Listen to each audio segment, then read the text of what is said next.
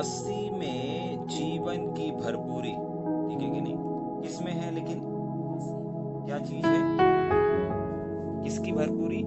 जीवन की भरपूरी। अभी जीवन नहीं जी रहे क्या अपन? हाँ, अभी भी जीवन जी रहे हैं, और एक दो व्यक्ति नहीं, परंतु हर एक इंसान अपने जीवन को जी रहा है। कोई जीवन का थोड़ा आनंद उठा रहा है और कोई जीवन का भरपूर आनंद उठा रहा है। किसी के जीवन में कुछ कमी घटी है और किसी के जीवन में बहुत सारी कमी घटी है, ठीक है। लेकिन बाइबल बताती है कि मसीह में, जब एक व्यक्ति मसीह में आ जाता है तो उसके जीवन, उस जीवन की भरपूरी को हम देखने और सीखने जा रहे हैं, ठीक है कि नहीं? किन चीजों से भर जाता है, किन चीजों से, किन बातों से परमेश्वर उसको नवाजता है, इन चीजों को हम देखने और सीखने जा रहे हैं। तैयार है मेरे साथ? कुलुस्सियों की पत्री 2 अध्याय उसके 6वें वचन से पढ़ेंगे एक और बार। मसीह में जीवन की भरपूरी। मसीह में जीवन की भरपूरी, ठीक। आगे। अतः जैसे तुमने मसीह यीशु को, प्रभु यीशु मसीह को प्रभु करके ग्रहण कर लिया है, वैसे ही उसी में चलते रहो। उसी में चलते रहो, मतलब प्रभु यीशु मसीह में चलते रहो, ठीक है कि नहीं? अगर ग्रहण कर लिया है तो ठीक है। कैसे चलते हैं भाई, है ना? प्रभु यीशु मसीह में कैसे चलते हैं और कौन लोग चल पाते हैं, थोड़ी देर हम रुक करके यहाँ पर देखेंगे ना। सबसे पहली चीज, अगर आप मसीह यीशु को ग्रहण कर लिए हैं तो ही आप मसीह यीशु में चल पाएंगे। भैया हमने तो बहुत पहले ग्रहण कर लिया था, लेकिन चल नहीं पा रहे हैं। चल नहीं पा रहे हैं, इसका मतलब ये नहीं है कि आपने प्रभु को ग्रहण कर लिया है, नहीं। अगर आपने प्रभु को ग्रहण कर लिया है, मसीह को प्रभु यीशु मसीह करके ग्रहण कर लिया है, तो इस बात को याद रखिए कि अगर ग्रहण कर लिया है ना, तो निश्चय आप उसके अनुसार चलेंगे। आप ये नहीं कह सकते कि नहीं हमने प्रभु को ग्रहण कर लिया है लेकिन हम प्रभु के अनुसार चल नहीं पा रहे हैं, प्रभु के वचन के अनुसार नहीं चल पा रहे। नहीं नहीं नहीं, ऐसा नहीं है। देखिए, एक व्यक्ति अगर कहीं काम करने जाता है या किसी नौकरी में जाता है, तो वो जब किसी नौकरी में, दफ्तर में या फैक्ट्री में या खेत में या कहीं पर भी जहां पर उसका व्यवसाय है, चाहे वो किसी शोरूम में काम कर रहा हो, चाहे वो खेत में काम कर रहा हो, चाहे वो किसी गोदाम में काम कर रहा हो, चाहे वो किसी भी काम को कर रहा हो, वो वहां पर तब तक नहीं चल पाएगा जब तक वो वहां पर पहुंचा नहीं है। अगर एक व्यक्ति अपने खेत में, अपने काम में, अपने शोरूम में, अपने जॉब में, अपने नौकरी में, अपने बिजनेस में अगर पहुंचा ही नहीं है तो वो चल ही नहीं पाएगा। वो ये नहीं कह सकता कि मैं पहुंच गया हूं और मैं चल नहीं पा रहा हूं, क्योंकि अगर एक व्यक्ति पहुंच गया है तो वो वहीं चलेगा पूरा दिन। जब तक 8 घंटे ड्यूटी है, 6 घंटे ड्यूटी है, किसी किसी की 12 घंटे रहती, जितने भी टाइम रहेगा वो वहां पहुंच गया है, तभी वो वहां पर चल फिर पा रहा है। जाग रहे? हाँ, आप ये नहीं कह सकते कि मैं पहुंचा नहीं हूं, मैं पहुंच गया हूं लेकिन मैं चल नहीं पा रहा हूं, मैं अपने आप को देख नहीं पा रहा हूं वहां पर। नहीं नहीं, ऐसे में कोई बिलीव नहीं करेगा। सेम चीज यहां पर लिखी, अगर एक व्यक्ति ने प्रभु यीशु मसीह को ग्रहण कर लिया है तो वह उसमें चलेगा, अन्यथा नहीं चल पाएगा। आप बहानों को आप उसमें बहाना करके इस बात को नहीं बोल सकते कि नहीं हमने ग्रहण तो कर लिया है लेकिन चल नहीं पा रहे, नहीं। क्योंकि अगर एक व्यक्ति मसीह यीशु को ग्रहण कर लेता है ना रियलिटी में, तो वो उसी वचन में चलता है। जाग रहे हैं? समझ में आ रहा है? हाँ, पतरस के जीवन को अगर आप देखेंगे ना, तो पतरस के जीवन से आप बहुत सारी चीजों को सीख सकते हैं। पतरस का जीवन कुछ ऐसा था, जब तक वो यीशु मसीह के साथ साथ चलता था, उसने पानी पर भी चला, ठीक है नहीं, हर एक चीज में एक्टिव था। लेकिन उसके बाद भी वो यीशु मसीह का 3 बार इनकार कर दिया, 3 बार इनकार कर दिया। लेकिन जब यीशु मसीह के संसार से जाने के बाद पतरस के जीवन को अगर आप देखेंगे तो उसने अपने आखिरी सांस तक वो यीशु मसीह से मुकरा नहीं। दोनों जीवन में, दोनों लाइफ में क्या फर्क है? एक लाइफ में वो सिर्फ और सिर्फ यीशु मसीह के ऊपर डिपेंड होकर के चल रहा था, लेकिन एक लाइफ में उसने यीशु मसीह को ग्रहण कर लिया था, अपने अंदर ग्रहण कर लिया था, स्वीकार कर लिया था। वो एक टाइम पे जो सेवा किया वो यीशु मसीह के साथ साथ, अरे कुछ भी होगा यीशु मसीह देख लेंगे कर लेंगे। लेकिन उसके बाद जब यीशु मसीह के जाने के बाद जब पतरस ने जीवन को जिया तो एक समर्पण का जीवन जिया। उसके बाद वो यीशु मसीह के समान क्रूस पर टंगने के लिए भी तैयार हो गया। यहां तक कि उसने बोल दिया, नहीं मुझे सीधा नहीं, मुझे उल्टा टांग देना, मैं इस योग्य नहीं कि यीशु मसीह की तरह क्रूस पर चढ़ाया जाऊं। जाग रहे? परमेश्वर के ऊपर विश्वास करना, प्रभु यीशु मसीह के ऊपर विश्वास करना बहुत आसान होता है। बपतिस्मा लेना भी बहुत आसान होता है। अपने मसीह जीवन की शुरुआत करना भी बहुत आसान होता है। लेकिन ग्रहण कर लेना मसीह को प्रभु जान करके एक विभिन्नता को दर्शाता है, एक टोटल अलग है। ग्रहण कर लेना मतलब आपने उसको स्वीकार कर लिया, आपने उसको एक्सेप्ट कर लिया। और जो व्यक्ति ग्रहण कर लेता है ना, उसकी पहचान होती है कि वो अपने बाकी के जीवन को प्रभु यीशु मसीह के अनुसार चलता है। और इसी चीज को पौलुस करने के लिए बोल भी रहा है इस कलीसिया को।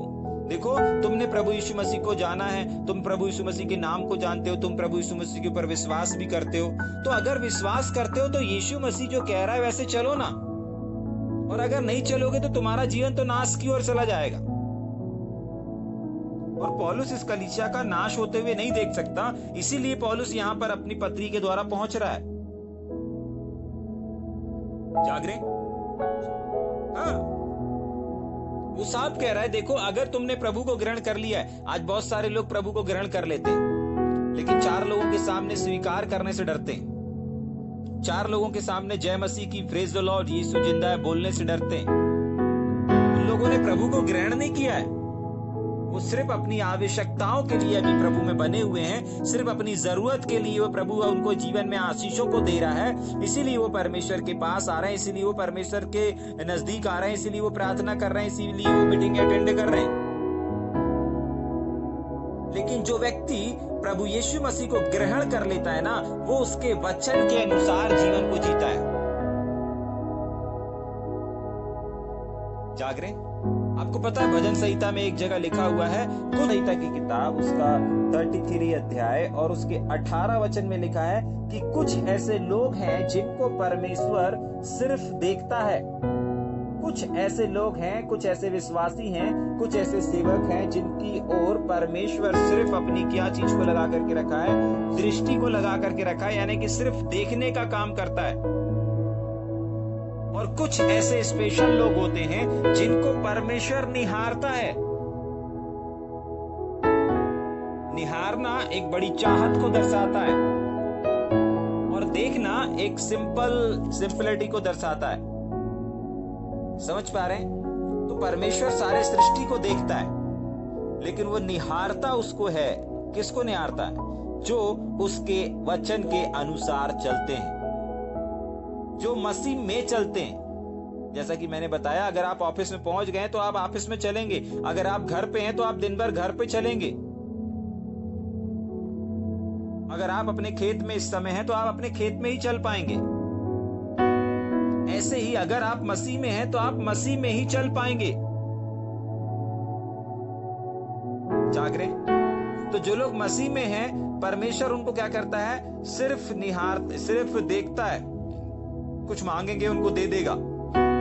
लेकिन जो लोग मसीह को ग्रहण कर लिए हैं और उसके वचन के अनुसार चलते हैं, उनको परमेश्वर निहारता है बड़ी चाहत से, बड़े प्यार से। जाग रहे? समझ में आ रहा है? ठीक, वापस पढ़ेंगे। अतः जैसे तुमने मसीह यीशु को प्रभु करके ग्रहण कर लिया है, तो ग्रहण कर लिया का मतलब समझ में आ गया कि अगर एक व्यक्ति ने प्रभु यीशु मसीह को ग्रहण कर लिया है, स्वीकार कर लिया है, तो वो 10 लोगों के सामने, 20 लोगों के सामने भी यीशु मसीह के जय के नारे लगाएगा, यीशु मसीह को अपना उद्धारकर्ता स्वीकार करेगा। और सबसे इंपॉर्टेंट चीज की, दूसरी सबसे इंपॉर्टेंट चीज की, अगर एक व्यक्ति ने यीशु मसीह को ग्रहण कर लिया है तो वो उसके वचन के अनुसार चलेगा ही चलेगा। उसके पास कोई बहाना नहीं रहेगा। ऐसा हुआ तो वैसा हो गया, वैसा हुआ तो ऐसा हो गया, ऐसा होना था तो वैसा हो गया, वैसा होना था तो ऐसा हो गया। मैं चलता लेकिन मेरे सामने ये समस्या थी, मैं होता वैसे ये समस्या आ गई थी, वो परेशानी आ गई थी। ऐसे बहाने नहीं रहेंगे उनके पास। क्यों? क्योंकि वो मसीह को ग्रहण कर लिए। लेकिन जो मसीह को ग्रहण नहीं किया रहता, उसके पास ढेर सारे बहाने रहेंगे। जाग रहे हैं? ठीक, वापस। अतः जैसे ग्रहण कर लिया है वैसे ही उसी में चलते रहो। एक और चीज बता करके फिर अपन 7वें वचन में जाएंगे। परमेश्वर कभी नहीं चाहता कि मेरे बेटे और मेरी बेटियां मसीहत में किसी एक स्थान पर आकर के ठहर जाएं। और इसीलिए वो कह रहा है कि चलते रहो।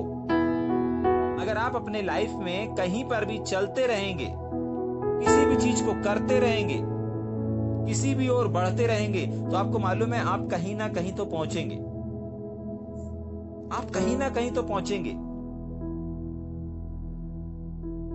आप किसी भी यात्रा में निकले हो, अगर आप चलते रहोगे तो भले 2 घंटा लेट पहुंचो, लेकिन पहुंचोगे।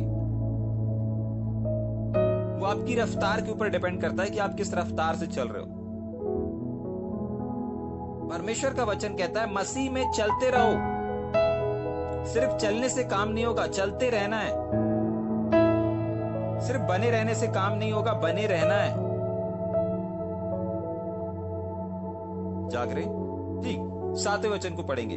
और उसी में जड़ पकड़ते और बढ़ते जाओ। ठीक है, तो मैंने कहा ना कि परमेश्वर नहीं चाहता कि मसीह लोग एक जगह पर, एक स्थान पर आ करके ठहर जाएं। उसकी योजना आपके और हमारे लिए कुछ और भी है। उसका उद्देश्य हमारे और आपके लाइफ के लिए कुछ और है। परमेश्वर नहीं चाहता कि मेरे लोग कहीं पर आ करके किसी जगह पर, किसी स्थान पर आकर के ठहर जाएं। वो आपको एक स्थान पर, एक लेवल पर नहीं देखना चाहता। वो चाहता है कि ये बढ़ते रहें, और बढ़ने के लिए आपको चलना पड़ेगा। और दूसरी चीज, जब आप चलेंगे तो पता है होगा क्या, आप उसमें जड़ पकड़ने का मतलब होता है उसमें महारत को हासिल करना। जाग रहे हैं? एक छोटा सा पेड़ जब अपन भूमि पर लगाते हैं ना, तो भूमि पर लगाने के बाद वो फलता है, लेकिन उसके साथ समस्या ये रहती है कि जब तक वो एक अच्छा विशाल पेड़ नहीं बन जाता, तब तक कोई भी अगर छोटा सा आंधी आया, तूफान आया, तो वो खड़ के खराब हो जाता है, गिर जाता है।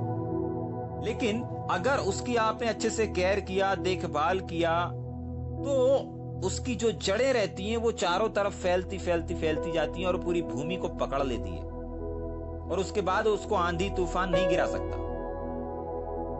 जाग रहे? तो जड़ पकड़ने का मतलब होता है क्या करना?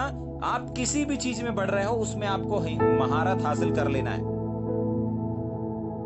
पहले छोटी सी हवा, छोटा सा तूफान आप एक पेड़ को गिरा देता था,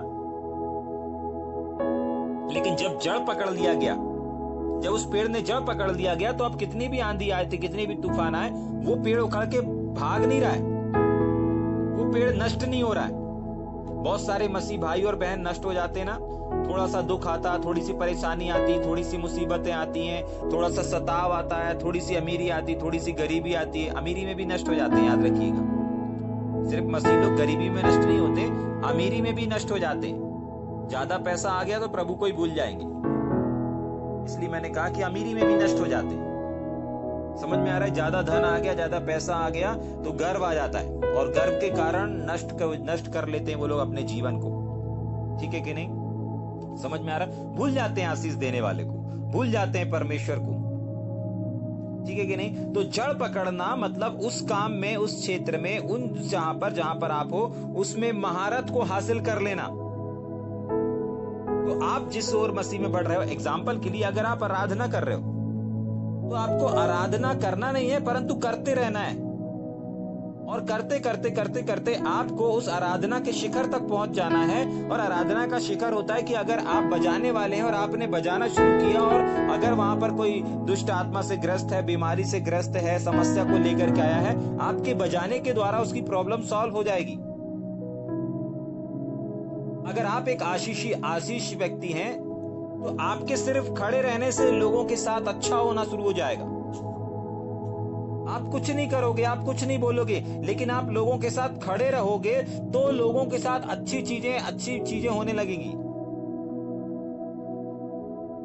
अगर आप अच्छा प्रचार करते हैं तो अच्छे प्रचार को सिर्फ आपको करना नहीं है, परंतु करते रहना है। और करते रहने से क्या होगा कि आप उसमें महारत को हासिल कर लेंगे, और महारत को हासिल करने के बाद, उस महारत को हासिल करने के बाद आप प्रचार करेंगे और बड़े बड़े छुटकारे होना शुरू हो जाएंगे।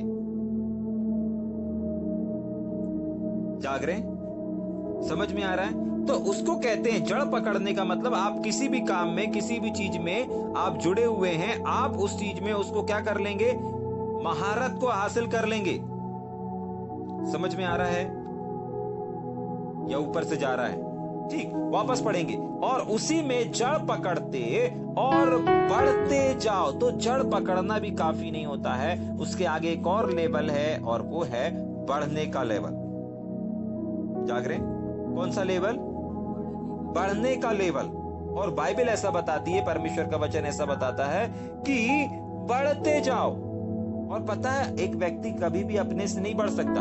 हमने कुरिन्थियों की पत्री में इस बात को देखा था, सीखा था और समझा था कि ध्यान से सुनिए, बढ़ाने वाला परमेश्वर है। कोई लगाता है, कोई सींचता है, कोई केयर करता है, कोई देखरेख करता है, लेकिन बढ़ाता कौन है? बढ़ाता कौन है? परमेश्वर है जो बढ़ाता है। बढ़ाने वाला कौन है? परमेश्वर है। तो जब आप उस काम में, जो काम आपको मिला है, वो जिम्मेदारी, जो जिम्मेदारी आपको मिली है, वो मसीहत जिसमें आपने चलना सीखा है, उसमें जब आप चलते रहेंगे जड़, तो एक दिन क्या होगा, आप उसमें जड़ पकड़ लेंगे। और जब जड़ पकड़ लेंगे ना, तो उसका आखिरी स्टेप जो लिखा हुआ है ना कि बढ़ते जाओ, तो परमेश्वर है जो आपके बीच में आकर के आपको बढ़ाना शुरू कर देगा। आपको अपने आप को, अपनी कलीसिया को, अपने जीवन को, अपने व्यवसाय को बढ़ाने के लिए परिश्रम करने की आवश्यकता नहीं है।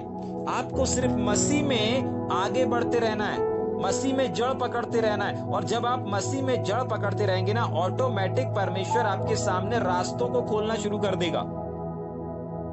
आपको 1 2 का 4 और 4 2 का 1 करने की आवश्यकता नहीं पड़ेगी। ऑटोमेटिक आपके सामने रास्ते खुलना शुरू हो जाएंगे, ऑटोमेटिक आपके सामने दरवाजे खुलना शुरू हो जाएंगे। क्यों? क्योंकि अब आप बढ़ने का समय आ गया है। अब परमेश्वर आपको क्या कर रहा है? बढ़ा रहा है। बढ़ते जाओ ऐसा लिखा है। और जैसे तुम सिखाए गए वैसे ही विश्वास में दृढ़ होते जाओ और अधिकाधिक धन्यवाद करते रहो। आज थोड़ी देर सोचें और विचार करें। हो सकता है आप कहीं रुक गए होंगे, हो सकता है आज आप कहीं ठहर गए होंगे, लेकिन परमेश्वर का वचन आज की सुबह आपको कह रहा है कि देखो, जैसे तुम सिखाए गए थे, याद करिए कैसे, क्या चीजें आपको सिखाई गई थी, कैसे आपका विश्वास बढ़ा था, कैसे आप प्रभु में आए थे, कौन सी चीज आपने रिसीव करी थी, कौन सी चीज से आप आशीषित हुए थे, कौन से वचन से आप आशीषित हुए थे, कौन से ऐसे वचन से आपने निर्णय लिया था कि नहीं, मैं मसीह को नहीं छोड़ूंगा। याद करें, सोचें, विचार करें। और उसके बाद जो यहां पर लिखा है, पौलुस कह रहा है, जैसा तुम सिखाए गए वैसे ही, सिखाए गए वैसे ही उसी विश्वास में दृढ़ होते चले जाओ और अधिकाधिक धन्यवाद। अधिकाधिक का मतलब होता है ज्यादा से ज्यादा। अगर आपको कुछ काम करना है ना, हाँ, मसीह संसार में आने के बाद लोग सबसे ज्यादा अगर कोई काम करते हैं ना, तो पता है वो कौन सा काम करते हैं? हाँ, मसीह संसार में, मसीह में आने के बाद सबसे ज्यादा अगर लोग काम करते हैं तो कौन सा काम करते हैं? मीटिंग रखना, आराधना करना, क्या काम करते हैं? धन्यवाद देना? नहीं। अगर सबसे ज्यादा कोई काम करते हैं तो वो काम करते हैं प्रार्थना करने का।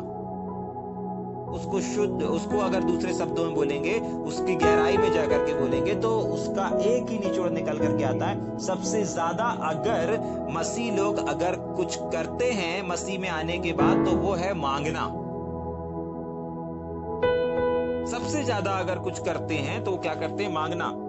चाहे वो आत्मिक चीजें मांगे, चाहे वो शारीरिक चीजें मांगे, चाहे वो अपनी मानसिक चीजें मांगे, चाहे अपने व्यवसाय के लिए मांगे, या अपने परिवार के लिए मांगे, या अपने किसी भी चीज के लिए मांगे, मांगने का काम सबसे ज्यादा करते हैं। लेकिन पौलुस यहां पर जो ऐसे लोग हैं, इन लोगों को मांगने के बारे में नहीं सिखा रहा है।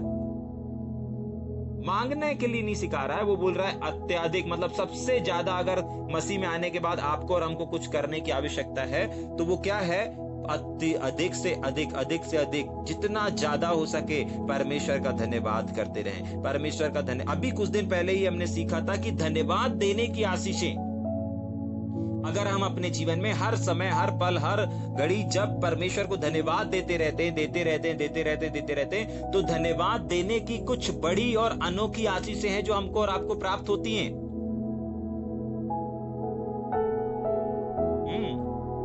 अगर आप भूल गए होंगे इस विषय को तो आप YouTube में जाकर के सुन सकते हैं, उसका हेडिंग डाला हुआ है, धन्यवाद देने की अनोखी आशीष।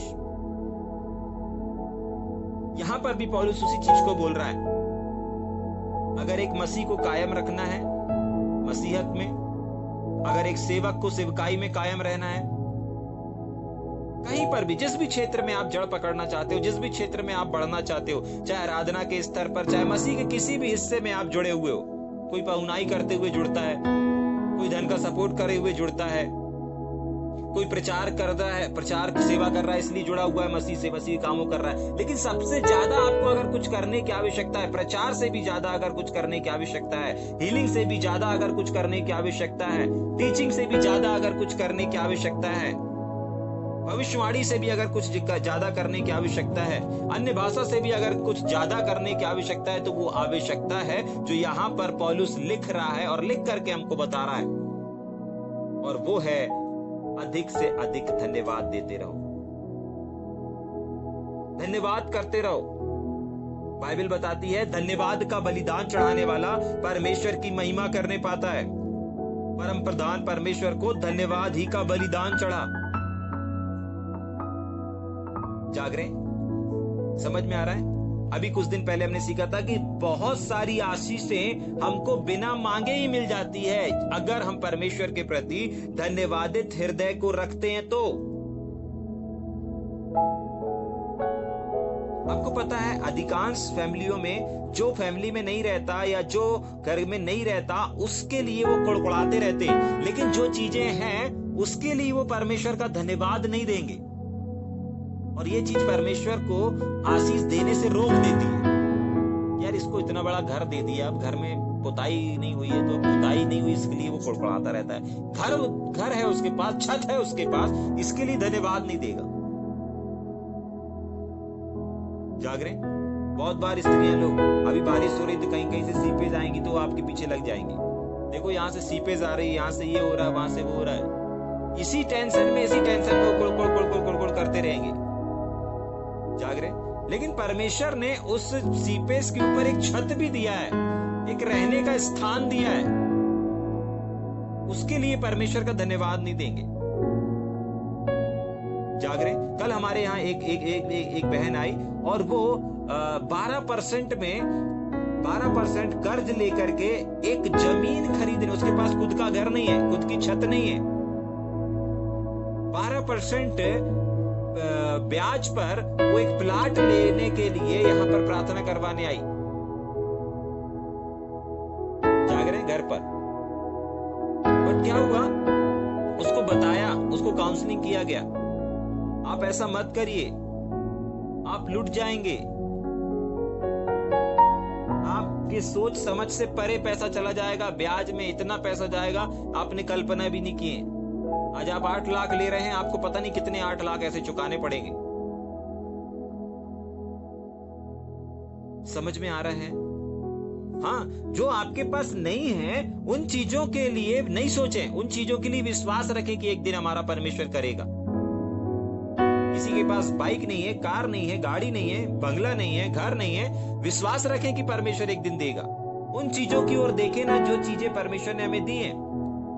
आज लोग अधिक से अधिक धन्यवाद पता है इसलिए नहीं दे पाते क्योंकि शैतान उनको बताता है, देख तेरे घर में ये कमी है, देख तेरे बिजनेस में ये कमी है, देख तेरे व्यापार में ये कमी है, देख तेरे परिवार में ये कमी है, देख तेरा ये बेटा कहना नहीं मानता, देख तेरा वो बेटा कहना नहीं मानता, देख वो तुझसे नफरत करता है, देख वो तुझसे नेगेटिव रखता है। ये चीजों को बताता है शैतान, और ये बताने के बाद हमारा और बहुत सारे ऐसे लोग हैं जिनका माइंड डिस्टर्ब हो जाता है, और डिस्टर्ब होने के कारण वो क्या नहीं कर पाते, परमेश्वर का धन्यवाद नहीं कर पाते। और जब धन्यवाद नहीं कर पाते या ज्यादा से ज्यादा धन्यवाद नहीं कर पाते तो परमेश्वर उनके जीवनों में अपनी आशीषों को देने से रुक जाता है। समझ में आ रहा है? पौलुस ने यूं ही नहीं लिख दिया कि अधिक से अधिक तुमको धन्यवाद देना है। ये क्यों नहीं लिखा? अधिक से अधिक मांगते रहना है, अधिक से अधिक प्रचार करते रहना, अधिक से अधिक सुसमाचार सुनाते रहना, अधिक से अधिक चंगाई छुटकारे करते रहना। नहीं, अधिक से अधिक धन्यवाद देते रहना। जागरे? समझ में आ रहा है? आज शत्रु शैतान आपको प्रचार करने से नहीं रोकेगा, धन्यवाद देने से रोकेगा। उसको मालूम है धन्यवाद देना इसने शुरू किया नहीं कि परमेश्वर ने आशीषों की बारिश शुरू की। जागरे? हाँ, शत्रु शैतान को भी मालूम है एक व्यक्ति जब परमेश्वर को हृदय से धन्यवाद देता है तो धन्यवाद देने की आशीषें ऑटोमेटिक उसके जीवन में, उसके घर में, उसके परिवार में, उसके व्यवसाय में, उसके हर एक क्षेत्र में काम करना शुरू कर देती हैं। और ये चीज को शत्रु शैतान भी बहुत अच्छे से जानता है और इसीलिए वो आपके होठों से परमेश्वर को धन्यवाद देने से रोकेगा। और अगर होठ से धन्यवाद दे दिया तो वो हृदय से आपको, सच्चाई से आपको धन्यवाद देने नहीं देने देगा। एक तेरे यहाँ ये नहीं है, तेरे यहाँ वो नहीं है, तेरे को ऐसा होना था, तेरे को वैसा होना था। जाग रहे? अभी विंडो कूलर लगा है, एसी होना था। जाग रहे? बारिश हो रही है, कार होनी थी। जाग रहे? अरे बारिश हो रही है तो रेनकोट है, रेनकोट के लिए अपन धन्यवाद नहीं देंगे, कार के लिए अपन कुड़कुड़ाते रहेंगे। जाग रहे? विंडो है, अच्छी ठंडी हवा आ रही है, उसके लिए धन्यवाद नहीं देंगे, लेकिन एसी होता तो प्रभु ज्यादा अच्छा रहता। गर्मी में होता है ना अधिकांश, जब बहुत तेज गर्मी पड़ती है तो विंडो कुछ देर तक जब चलाओ तो कुछ देर तक वो गर्म हवा आता है, फिर थोड़ी देर बाद 1-8 घंटे चलाओ तो ठंडी हवा आने लगती है। प्रभु नहीं, डायरेक्ट ठंडी हवा आनी चाहिए ना, वो ज्यादा रहता। तो पता है ऐसा करने, ऐसा सोचने से होता क्या है? नुकसान आपका होता है। और पता है वो नुकसान क्या हो रहा है? कि धन्यवाद आप नहीं दे पा रहे, और धन्यवाद नहीं दे पा रहे हैं इसका मतलब आप आशीषों को नहीं प्राप्त कर पा रहे। कह रहा है अधिक से अधिक, अधिकाधिक धन्यवाद करते रहो। गड़बड़ी है, गड़बड़ है यहाँ के लोग, गलत शिक्षा में है लोग, लेकिन उनको कह रहा है फिर भी धन्यवाद करते रहो, प्रभु का धन्यवाद करो। ये नहीं बोल रहा है कि पश्चाताप करो। कुछ लोग पश्चाताप करना शुरू कर देते हैं। अगर एक व्यक्ति आशीषित नहीं हो पा रहा है, उसके घर में बढ़ोतरी नहीं आ पा रही, तो ए भाई तूने कुछ गलत काम कर दिया है, एक काम कर, तू 3 दिन की उपवास प्रार्थना में बैठ जा, 7 दिन की उपवास प्रार्थना में चला जा भाई, तेरी बिगड़ी सुधर जाएगी। तेरा व्यापार घाटे में चल रहा है, अभी अच्छे फायदे में आ जाएगा। कुछ गलती हो गई होगी, तेरे को नहीं मालूम है। जाग रहे? पश्चाताप कर ले। पौलुस ये सब नहीं बोल रहा है, इनके यहाँ भी तो गड़बड़ियां हैं, इन लोग के पास भी तो गलत टीचिंग है। ये लोग भी तो बोल रहे हैं कि यीशु मसीह उद्धार करता नहीं है। ये लोग यीशु मसीह पर विश्वास कर रहे हैं, लेकिन उसके बाद भी बोल रहे हैं कि यीशु मसीह पर विश्वास करने से हमारा पूरा उद्धार नहीं हो सकता। ये लोग भी तो बोल रहे हैं, लेकिन उसके बाद भी वो क्या बोल रहा है? अरे उनकी नेगेटिविटी को नहीं बता रहा है, बोल रहा है तुम धन्यवाद तो करते रहो। जाग रहे? अगर कोई कमी घटी आप अपने जीवन में देख रहे हैं तो उसके ऊपर विचार करने के बजाय परमेश्वर का धन्यवाद करने लगे, जो चीजें आज आपके पास में है उसके। जाग रहे? ठीक, वापस 7 पढ़ के अपन 8 में चलेंगे। और उसी में जड़ पकड़ते और बढ़ते जाओ, और जैसे तुम सिखाए गए वैसे ही विश्वास में दृढ़ होते जाओ, और अधिकाधिक धन्यवाद करते रहो। अधिक से अधिक धन्यवाद करते रहो। ठीक है? धन्यवाद करते रहो। ठीक है? पौलुस इस बात को बता रहा है कि देखो, तुम जो आदि शिक्षाओं को मान रहे हो उसमें तुम्हें अपने शरीर का खतना कराना अनिवार्य है, लेकिन मसीह की शिक्षा ऐसा नहीं बोलती, क्योंकि मसीह में सारी परिपूर्णता वास करती है। मसीह के अंदर सारी व्यवस्था, सारी विधि, सारे विधान, सारे नियम, सारे कानून वास करते हैं, क्योंकि मसीह ने सारी उस विधि विधान को क्या कर दिया है? पूरा कर दिया है। जाग रहे? मतलब यीशु मसीह में सारी परिपूर्णता वास करती है। और पौलुस कह रहा है तुम ना यीशु मसीह को जान गए हो, मतलब तुम भी परिपूर्णता को जान गए हो। तुम परिपूर्णता से, वापस पढ़ेंगे उस वचन को, क्योंकि उसमें का मतलब है प्रभु यीशु मसीह में, क्योंकि प्रभु यीशु मसीह में ईश्वरी तत्व की सारी परिपूर्णता सदैव वास करती है। सारी परिपूर्णता, आपको कोई भी चीज को पूरा करने की आवश्यकता नहीं है। आप यीशु मसीह को क्या कर लो? ग्रहण कर लो, बस। यीशु मसीह को स्वीकार कर लो, बस। बाकी आपको करने की आवश्यकता नहीं है। आपको पुराने नियम को फॉलो करने की आवश्यकता नहीं है। आपको पुराने रीति रिवाज को मानने की आवश्यकता नहीं है। आपको सिर्फ और सिर्फ क्या करने की आवश्यकता है? जो 6वें के पहले वचन में लिखा था, जैसे तुमने मसीह यीशु को प्रभु जान करके, प्रभु करके ग्रहण कर लिया है, बस उसी में चलो। पुराना नियम क्या बोलता है, पुरानी व्यवस्था क्या बोलती है, हमको नहीं मालूम। हाँ, हम ज्ञान के लिए, नॉलेज के लिए उसको पढ़ेंगे, लेकिन हम अमल नहीं करेंगे। अमल हम वो करेंगे जो हमको नया नियम बोलता है। मसीह बोलता है, इसका मतलब नया नियम के अनुसार है। नया नियम बोलता है, हम उसको फॉलो और उसको अमल करेंगे। क्यों करेंगे? 9वां वचन कहता है क्योंकि उसमें सारी ईश्वर की परिपूर्णता वास करती है। और तुम लोग जो हो उसी में भरपूर हो गए हो। इन लोगों ने यीशु मसीह को ग्रहण किया था, लेकिन ये लोग पुराने नियम को भी मानते थे। है क्या हमारे बीच में ऐसे लोग? सुन रहे हैं क्या ऐसे लोग जो आज यीशु मसीह को भी ग्रहण कर लिए हैं और पुराने नियम को भी छोड़ना नहीं चाहते? पुरानी विधियों को भी मान रहे हैं, पुराने पर्वों को भी मान रहे हैं, खतना भी करवा रहे हैं, सब चीजों को मान रहे हैं और यीशु मसीह को भी ग्रहण करके बैठे हैं। जाग रहे? आज परमेश्वर का वचन आपसे और हमसे बात कर रहा है। अगर आपने प्रभु यीशु मसीह को ग्रहण कर लिया है तो उसी के अनुसार चलें, क्योंकि सारी परिपूर्णता उस प्रभु यीशु मसीह में वास करती है। और 10 वचन ऐसा कहता है कि और तुम उसी में भरपूर हो गए हो। तुमने जब उसको ग्रहण कर लिया ना, तो तुम उससे क्या हो गए? परिपूर्ण हो गए, तुम उससे भरपूर हो गए, तुम उसमें भर गए हो। जो सारी प्रधानता और अधिकार का शिरोमणि है, सारी प्रधानता और सारे अधिकार का शिरोमणि है, उसको आपने जान लिया, उसको आपने ग्रहण कर लिया है।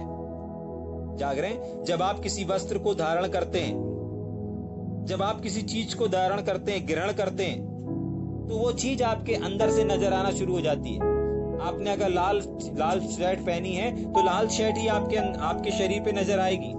कोई आकर के ये नहीं बोल सकता भाई येलो शर्ट पहने हो।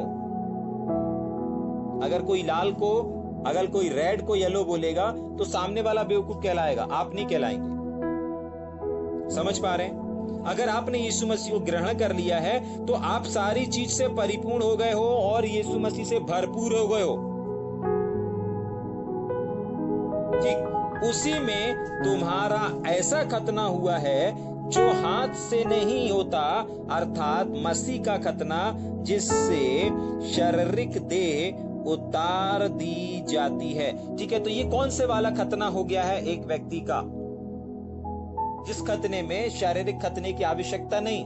हाँ, आज जितने लोग मसीह यीशु को जान लिए हैं, जितने लोग यीशु मसीह पर विश्वास करते हैं, उनको अपने शरीर का खतना कराने की आवश्यकता नहीं है। उन लोगों को अपने शरीर का खतना कराने की आवश्यकता नहीं है, अपने अंग को कटवाने की आवश्यकता नहीं है। क्योंकि जो लोग यीशु मसीह को ग्रहण कर लेते हैं ना, उनका ग्रहण करना ही एक खतने का काम करता है। हाँ, और जो लोग ग्रहण नहीं किए रहते ना, तो वो कभी मसीह में नजर आएंगे, कभी संसार में नजर आएंगे।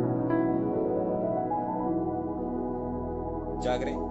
लेकिन पौलुस कहता है उसी में तुम्हारा खतना ऐसा खतना हुआ है जो हाथ से नहीं होता, शरीर का नहीं होता, शरीर के खतने में तो शारीरिक देह उतार दी जाती है, ऐसे ही आत्मिक खतने में शारीरिक देह, शरीर के काम क्या कर दिए जाते हैं, उतार दिए जाते हैं। वापस पढ़ेंगे क्या 11 वचन? हाँ। उसी में तुम्हारा ऐसा खतना हुआ प्रभु यीशु मसीह में तुम्हारा ऐसा खतना हो गया है जो हाथ से नहीं होता। यीशु मसीह में जब एक व्यक्ति आता है उसको हाथ के खतने की आवश्यकता नहीं पड़ती, अपने शरीर को कटवाने की आवश्यकता नहीं पड़ती। आगे, अर्थात मसीह का खतना, अर्थात यीशु मसीह का खतना। जिससे शारीरिक देह हाँ, इस खतने में होता क्या है, जो शारीरिक देह होती है ना वो उतार दी जाती है। आपका शरीर का कोई अंग काट करके खतना नहीं होता है, आपकी जो शारीरिक देह होती है वो उतार दी जाती है। शारीरिक देह उतार दिए जाने का मतलब होता है शारीरिक काम उतार दिया जाना, शारीरिक काम आपसे अलग कर दी। जब आप अपने दिन भर काम करने के बाद रात में घर आते हैं या जब भी आप नहाने जाते हैं तो अपने वस्त्र को उतार के रखते हैं ना, गंदे हो जाते हैं आप किनारे अलग रख देते हैं, ठीक है कि नहीं? काम करके आते हैं आप अपने मैले कपड़े को नहीं पहन के रात में घर पे रहते, नहीं, आप अलग कर देते हैं। जाग रहे हैं? वैसे ही यहां पर लिखा है उतार दी जाती है। समझ पा रहे हैं? आपका पुराना स्वभाव उतार दिया गया, आपका शारीरिक चाल चलन उतार दिया गया, आपकी शारीरिक बोली उतार दी गई, आपका शारीरिक चलना उतार दिया गया, आपका शारीरिक देखना उतार दिया गया, आपका शारीरिक बोलना उतार दिया गया, आपका शारीरिक सुनना उतार दिया गया, आपका शारीरिक देखना उतार दिया गया। और ऐसी चीज को खतना बोलते हैं। पुराना स्वभाव, पुराना नेचर, पुरानी बोली, पुरानी बातचीत, पुराना देखना, पुराना सुनना, पुराना बोलना, जैसा आप पहले करते थे वो सब आपने उतार दिया। उतारने का मतलब है छोड़ देना, अलग कर दिया आपने, अलग कर दिया आपने उसको अपने शरीर से, अलग कर दिया आपने उसको अपने शारीरिक जीवन से। अब मैं शारीरिक रीति पर नहीं बोलूंगा, अब मैं आत्मिक रीति पर बोलूंगा। पौलुस भी आता है ना कुरिन्थियों की कलीसिया में, तो वहां पर वो क्या बोलता है 3 अध्याय के पहले भाग में, मैं तुमसे इस रीति से बातें नहीं कर सका जैसे मैं आत्मिक रीति से करता हूं, जैसे मैं आत्मिक लोगों से करता हूं, परंतु मैं ऐसे तुमको सिखा रहा हूं जैसे शारीरिक लोगों से। मैं आया था आत्मिक बातों को करने के लिए, लेकिन तुम्हारे अंदर तो मुझे शारीरिक दिखा। याद रखिए, आज भी अगर परमेश्वर आपको कुछ बताना चाहता है, सिखाना चाहता है, समझाना चाहता है, और अगर वो आपके पास आ रहा है और अगर वो शारीरिक चीजों को देख रहा है, आपके शारीरिक स्वभाव को देख रहा है, तो वो आपको कुछ बड़ी चीजों से नवाजेगा नहीं, कुछ बड़ी आशीषों को देगा नहीं, क्योंकि ठहर जाएगा। बोलेगा इसके अंदर तो अभी भी शारीरिक स्वभाव है, इसके अंदर तो अभी भी शारीरिक चीजें हैं, इसका शरीर तो अभी भी इसने उतारा नहीं है। जाग रहे हैं?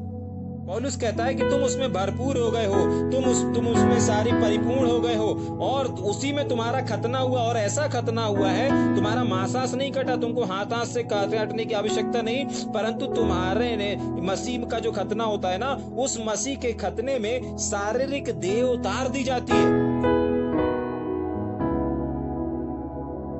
शारीरिक देह उतार दी जाती है।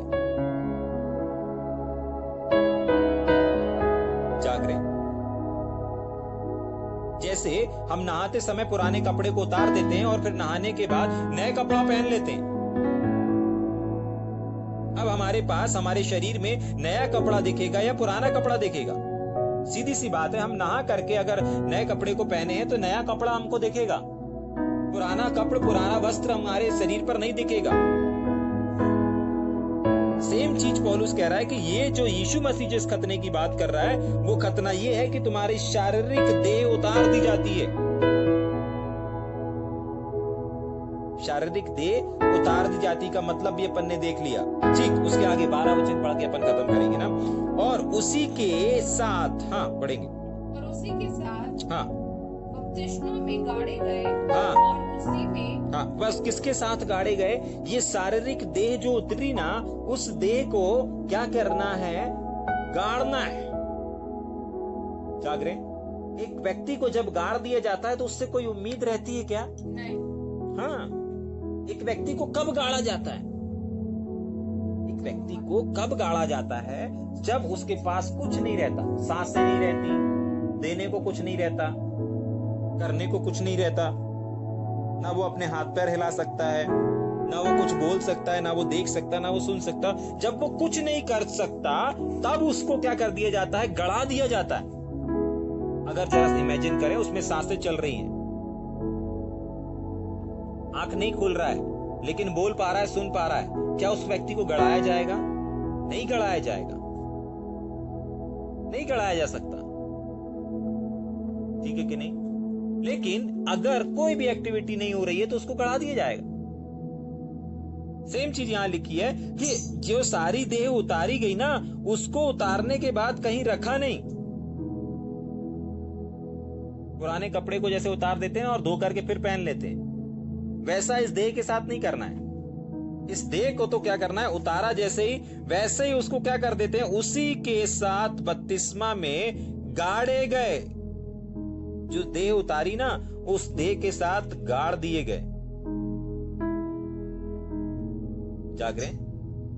हाँ, आपका स्वभाव, आपका नेचर गाड़ दिया गया है। जो शारीरिक था, संसारिक था, शैतानी था, स्वभाव वाला था, स्वाभाविक था, उन सबको गाड़ दिया गया और उसी में परमेश्वर की सामर्थ पर विश्वास करके जिसने उसको मरे हुओं में से जिलाया, उसके साथ जी भी उठे हैं। उसके साथ जी भी उठे। जाग रहे?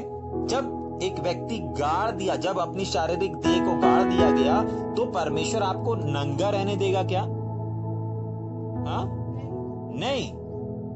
अगर आपके बदन से कुछ कपड़े अलग हुए हैं तो कुछ कपड़ों को परमेश्वर ने पहनाया भी है। आप उत्पत्ति से लेकर के देख सकते हैं।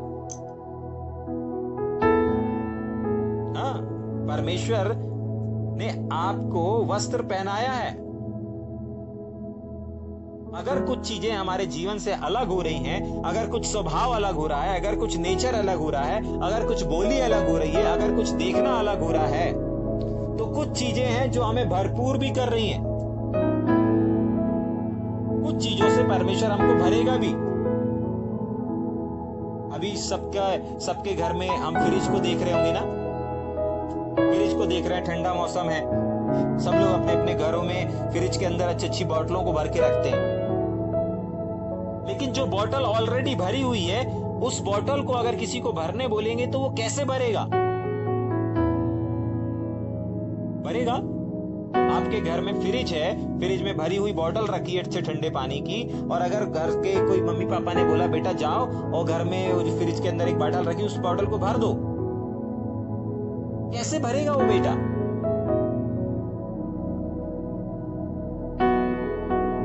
भर सकता है क्या? भर सकता है। कब भर सकता है? जब वो उस बोतल को निकालेगा, उसको पूरी तरीके से खाली करेगा, उसके बाद उसमें पानी भर करके वापस फ्रिज में रख सकता है। जो ऑलरेडी भरा भराया है उसको परमेश्वर नहीं भरता। आपको और हमको भी परमेश्वर के वरदानों से, प्रकाशनों से, अभिषेक से अगर भरना है तो सबसे पहले आपको खाली होना पड़ेगा। आप बिना खाली हुए, बिना शून्य हुए, बिना कुछ बलिदान किए हुए अगर परमेश्वर से कुछ अपेक्षा कर रहे हैं तो परमेश्वर ऐसा नहीं कर सकता। परमेश्वर ने पहले शारीरिक देह को उतारा, उसके बाद आत्मिक देह को भरा, आत्मिक देह को दिया। पहले शारीरिक देह को गाड़ा गया, उसके बाद आत्मिक देह को क्या किया? पहनाया गया। यीशु मसीह के साथ भी यही हुआ, और यहाँ पर इस कलीसिया को भी यही सिखाने का और यही समझाने का प्रयास कर रहा है। देखो, तुम मसीह के साथ गाड़ दिए गए, तुम्हारी शारीरिक देह उतार दी गई है। अब तुम कहां शरीर की ओर ध्यान दे रहे हो कि शरीर का खतना कराना है? यीशु मसीह पे विश्वास करने से पूरा उद्धार नहीं हो सकता। शरीर का खतना जरूरी है, ये जरूरी है, वो जरूरी है, ये नियम जरूरी है, वो नियम जरूरी है, ये पर्व मनाना है, वो पर्व मनाना है, इसको ऐसा करना है, उसको वैसा करना है। कहां तुम शारीरिक विधि विधान, नियम कानून, संसारिक के उस पे लगे हुए हो?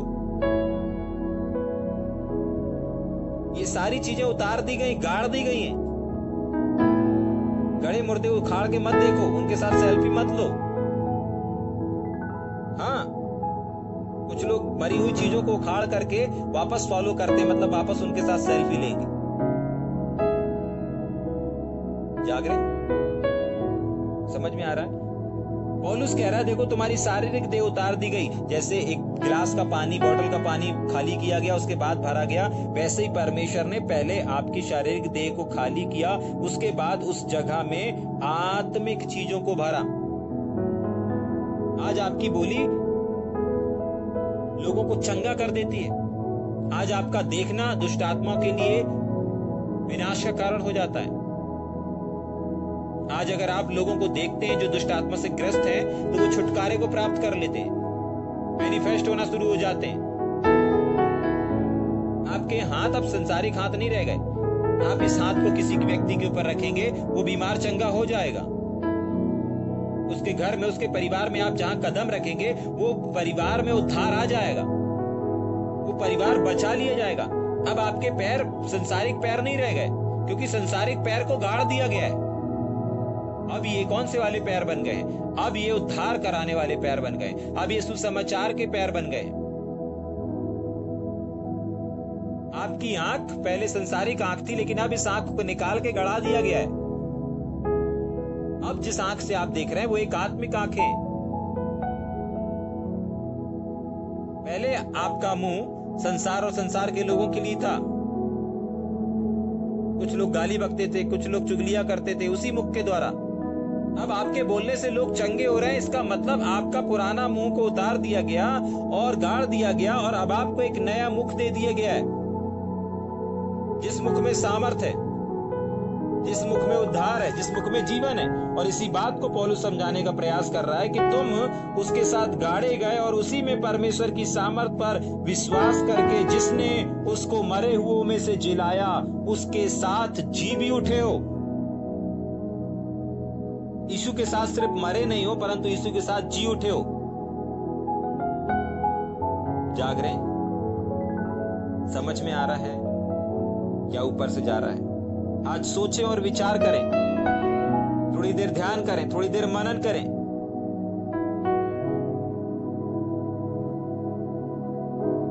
आखिरी वचन पढ़ के खत्म करेंगे क्या? अगर आप जिंदा हो गए, आखिरी वचन पढ़ेंगे।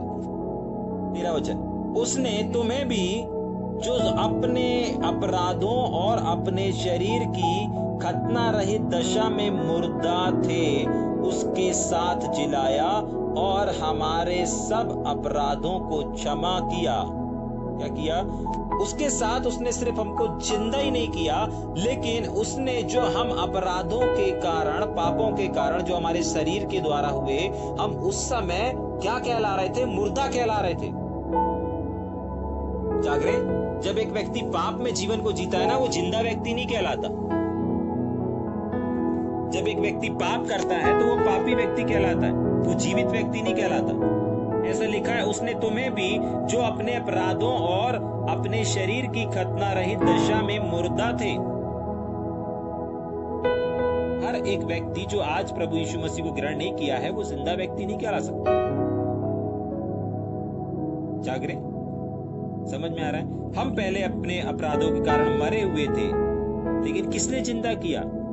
उसके साथ जिलाया और हमारे सब अपराधों को क्षमा किया।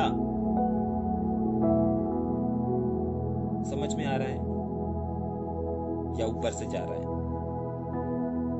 और विधियों का वह लेख जो हमारे नाम पर और हमारे विरोध में था, मिटा डाला और उससे क्रूस पर कीलों से जकड़ कर सामने से हटा दिया। आपको पता है यहां पर हुआ क्या?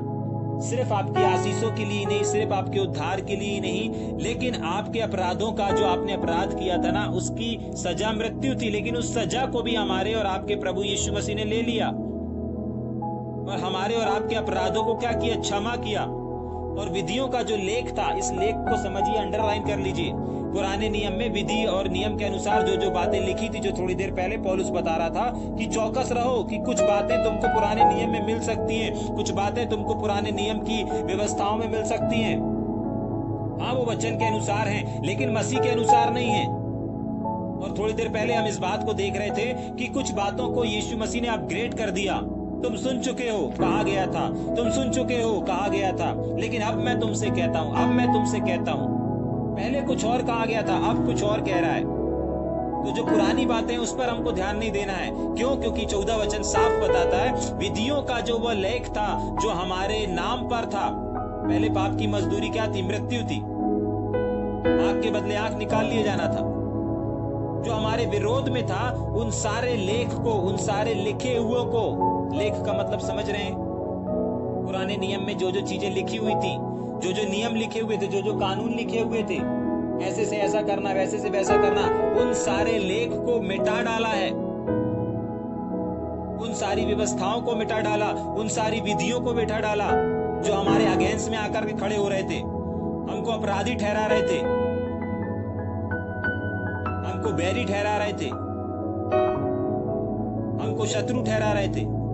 उन सारे लेखों को क्या कर दिया? उन सारे लेखों को उन किताबों से मिटा डाला, इतिहास से मिटा डाला। किसने? हमारे और आपके प्रभु यीशु मसीह ने।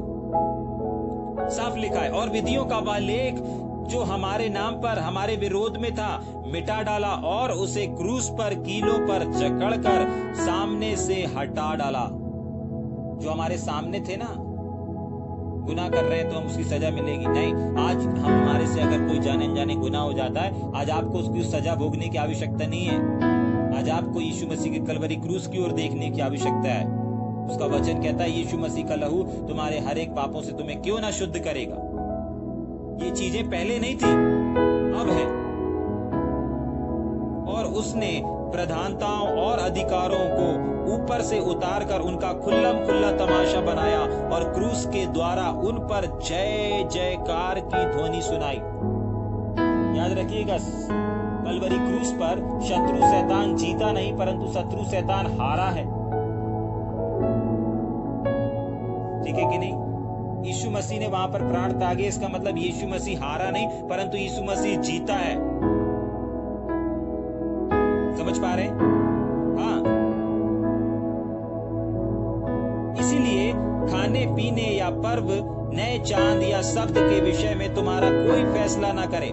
इस नियम और कानून को मानने के लिए आपको किसी चीज की आवश्यकता नहीं है। ये पर्व मनाना है, वो पर्व मनाना है, ये नियम मनाना है, वो नियम मनाना है, नहीं। वो सारे लेख को हमारे प्रभु यीशु मसीह ने मिटा दिया है, क्योंकि ये सब आने वाली बातों की एक छाया है। अंडरलाइन कर लीजिए, पुराने नियम में जो पर्व रहे, नियम रहे, कानून रहे, वो किस लिए रहे और क्यों रहे? किस लिए रहे और क्यों रहे और क्या थे वो? सिर्फ एक छाया। छाया का मतलब समझते हैं? परछाई।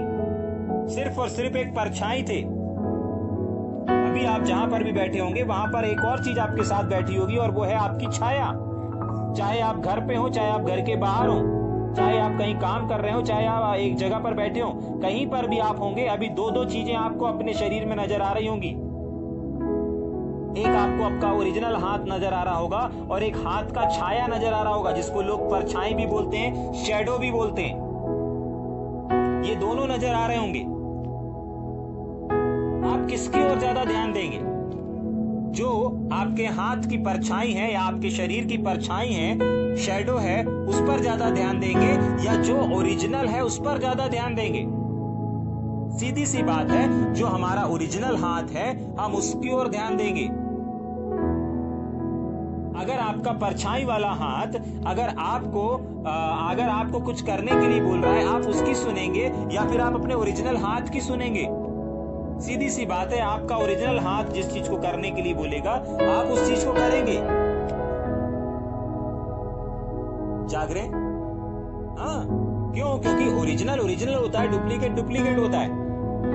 अब वो डुप्लीकेट नहीं है लेकिन ओरिजिनल है, हमारे ही हाथ की परछाई है। लेकिन परछाइयों को मानने वाला या परछाइयों के पीछे जाने वाला सिर्फ और सिर्फ बेवकूफ कहलाता है। अगर रात में आप अपनी परछाई देख करके अपने आप को बोलो, अरे यार रात में परछाई आपके बड़ी दिखती ना, आपसे बड़ी दिखती। अगर आप अपनी परछाई को देख करके टेप से नापने लगे, अरे मैं तो 10 फीट का हूं, तो सामने वाला बोलेगा भाई आपकी परछाई है वो, आप 10 फीट के नहीं हो, 10 फीट की दिख रही है। आपको नापो तो आप 5 या 6 फुट के ही हैं। नहीं नहीं, देखो देखो देखो, नापो जाके जाके देखो, मैं यहाँ पे खड़ा हूँ, मेरी परछाई इतनी बड़ी दिख रही है। परछाई भले 10 फीट की दिखे आपको, 15 फीट की दिखे, लेकिन ओरिजिनल में आप कितने फीट के हैं ये आपका क्या दिखाएगा? शरीर दिखाएगा। सेम वैसे ही परमेश्वर का वचन है। पुराने नियम में क्या था, किसके लिए था, कितना था, कब कब था, इससे कोई मतलब नहीं। आज क्या है, ओरिजिनल क्या है? ओरिजिनल नया नियम है। यहाँ पर साफ लिखा हुआ है, वो क्या था? सिर्फ एक छाया थी।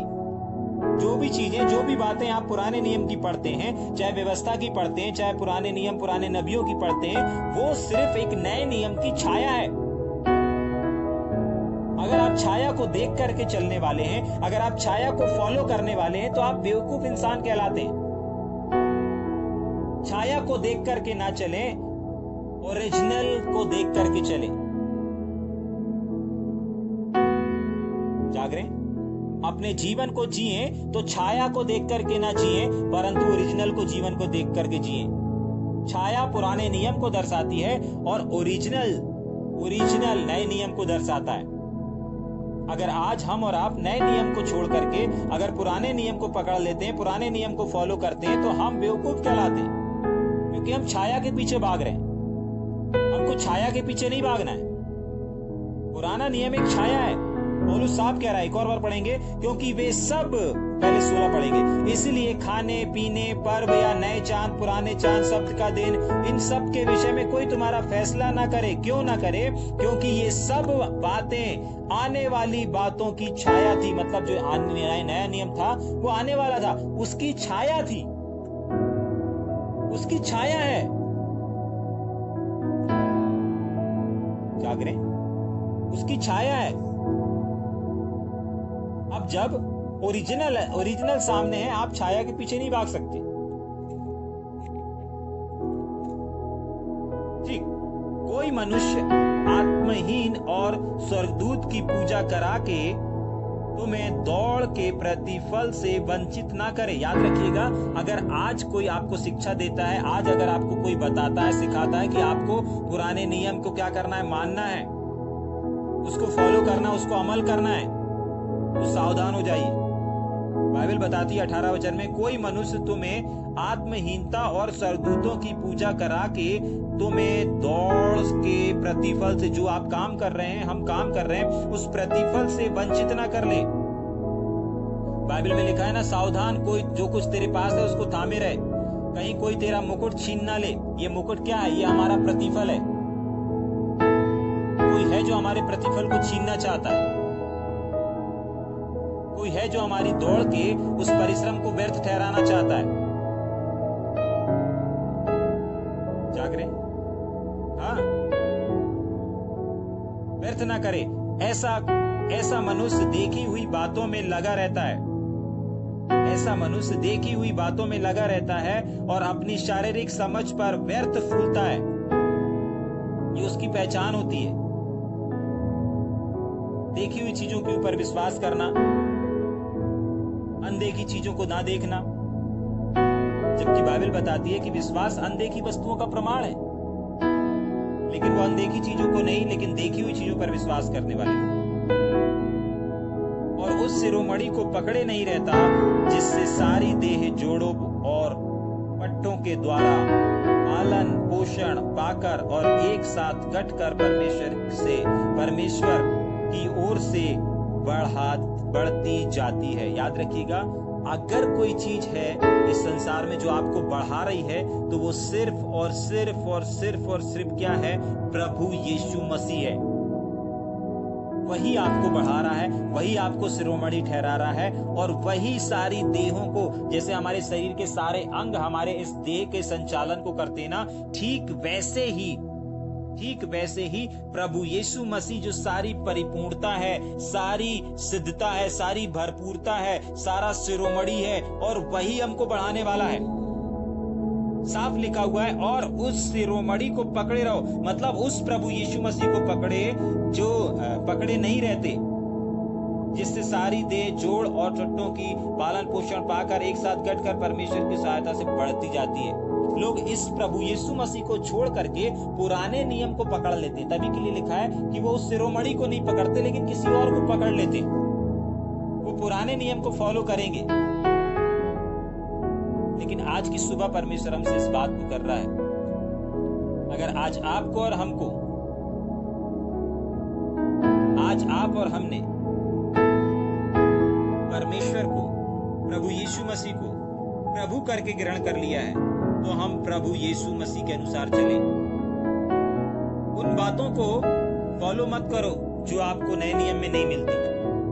उन बातों को फॉलो मत करो जो बातें आपको नए नियम में नहीं मिलती। उन बातों को फॉलो करो जो आपको पुराने नियम में भी मिलती हैं और नए नियम में भी मिलती हैं। जाग रहे हैं? क्योंकि बहुत सारे लेख, बहुत सारा लिखा हुआ प्रभु यीशु मसीह ने मिटाया है। आज 14 वचन से हमने इस बात को देखा। बहुत सारे लेखक, बहुत सारी चीजों को यीशु मसीह ने क्या कर दिया? मिटा दिया है। आज आपको देखना है। इसीलिए अभी हमने एक और चीज को सीखा था कि ज्ञान ना होने की वजह से ही बहुत सारे लोग नाश हो रहे हैं। जो व्यर्थ ज्ञान में फंस रहे हैं ना, वो क्यों फंस जाते हैं? क्योंकि उनको सही का ज्ञान नहीं है। अब एक व्यक्ति जिसको ज्ञान नहीं है, उसको तो कोई गलत भी बताएगा तो उसको सही मानेगा, क्योंकि उसके पास सही ज्ञान नहीं है। इस कलीसिया में भी यही तो हो रहा था। इस कलीसिया में जो जैसा बता रहा था वो वैसा फॉलो करना शुरू कर दिए थे। जाग रहे? और तभी के लिए पौलुस सही चीज को लेकर के आया। उसने ये नहीं बताया कि तुम ये गलत बता रहे हो, ये गलत बता रहे हो, वो गलत कर रहा है, ऐसा नहीं बोला। उसने सही चीज को सामने लेकर के आ गया।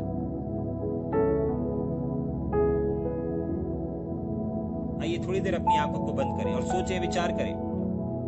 कहीं आप किसी का अहेर तो नहीं हो गए? किसी ने आपको पुराने नियम, पुरानी बातें, पुरानी आदि शिक्षाओं में फंसा करके तो नहीं रखा है? आज भी आप कहीं खतने का जीवन तो नहीं जी रहे हैं? आज भी आप किसी रीति रिवाज का जीवन तो नहीं जी रहे हैं? क्योंकि प्रभु यीशु मसीह ने कहा कि सारी परिपूर्णता, उसका वचन कहता है कि प्रभु यीशु मसीह में वास करती है। एक व्यक्ति ने अगर प्रभु यीशु मसीह को ग्रहण कर लिया तो सारी परिपूर्णता उसमें वास करती है। वो सारी परिपूर्णता से भर गया है। आइए थोड़ी देर अपनी आंखों को